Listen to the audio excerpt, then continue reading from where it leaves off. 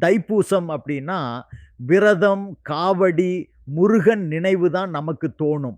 ஆனா, இது வழிபாடு மட்டும் இல்ல. நம்ம மனசையும், உடலையும் ஒரே நேரத்துல சீராக்குற ஒரு நாள். இந்த நாளில நம்பிக்கையோட எடுத்த ஒரு முடிவு, வாழ்க்கையில பெரிய மாற்றத்த கொண்டு வரலாம். அப்படின்னா, தைப்பூசம் உண்மையில என்ன சொல்லுது? அத எளிமையா இந்த வீடியோல பார்க்க போறோம். தைப்பூசம் என்றால், பலர் அதை கடுமையான விரதம், உடல் சுமை, வலி என்று மட்டும் நினைக்கிறோம். ஆனா, இன்னொரு பக்கம் பார்த்தா, இது மனித மனமும், உடலும் ஒரே நேரத்தில் வலுப்படும் ஒரு நாள்.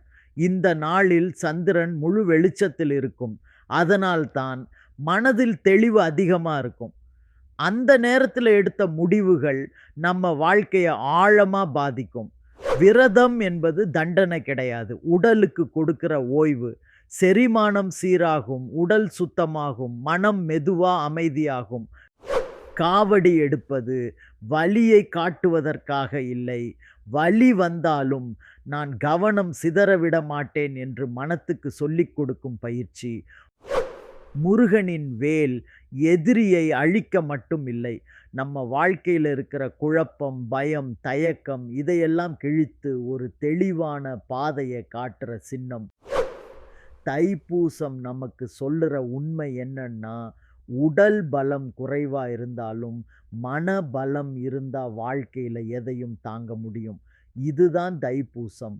வழிபாடு மட்டும் இல்ல, வாழ்க்கைய சீராக்குற ஒரு பயிற்சி.